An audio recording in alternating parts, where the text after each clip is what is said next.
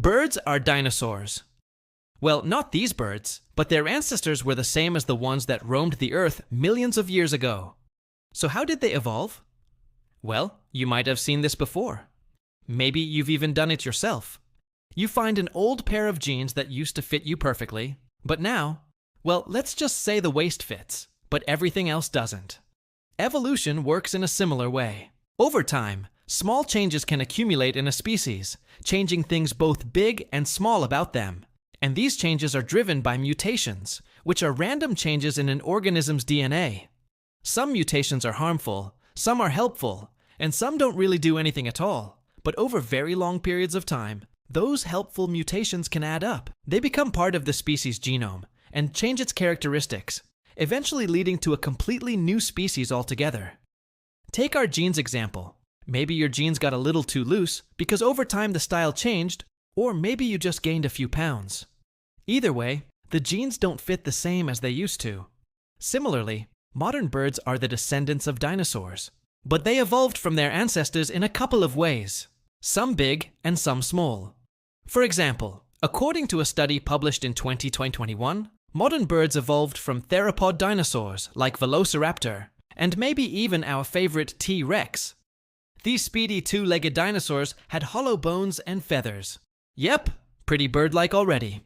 But they also had long, powerful tails for balance and to help them move around. Over time, these tails got shorter and shorter. And why is that important? Well, having a longer tail would make it harder to fly, since it would require more energy to lift off the ground and maneuver through the air. With shorter tails, flying would be easier. And with flight comes freedom.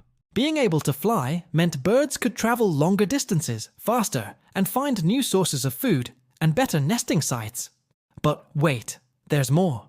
A longer tail also makes it harder to keep your balance when you're walking, which may explain why birds evolved to walk with their tails up in the air.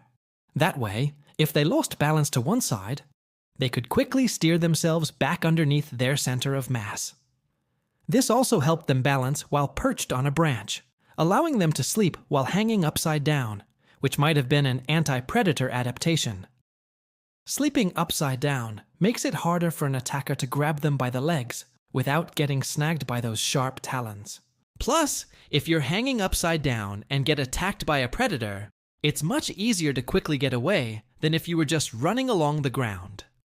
Okay, so maybe it's starting to make sense why birds evolved to have shorter tails. But what does that have to do with their legs? Well, a shorter tail isn't the only thing that changed. Birds also evolved to have shorter legs. But you probably won't be shedding those skinny genes anytime soon, because it's not that simple. It's not like one gene mutates and suddenly your genes are baggy. Instead, it's a whole bunch of genes working together that make up a trait like leg length or tail length. And those traits aren't determined by a single mutation, but instead are polygenic, meaning many genes are involved. So, when scientists say that a certain gene is responsible for, say, leg length, what they mean is that this gene or these genes are turned on or off in certain body parts, like the legs, making them grow longer or shorter. And these changes are driven by lots of tiny mutations over a very long time. In fact, scientists think that when it comes to birds' legs, there was a whole suite of genes that changed during evolution, affecting anything from the number of cells in their lower legs to the shape of their knee joints.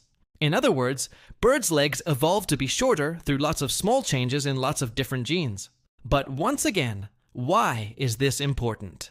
Well, having shorter legs means a smaller stride. And a smaller stride is important for balance, especially when you're moving around on two legs. Shorter legs also mean a smaller footprint. And that's great for climbing, since it gives birds more surface area to grip branches with their toes. So with shorter, stronger legs, birds could climb into trees with ease, giving them access to yummy bugs and new nesting sites, as well as protection from predators. So from the size of their tails to the length of their legs, every part of a dinosaur's body evolved over millions of years to help birds become the tweeting, chirping animals we know and love today. Thanks for watching.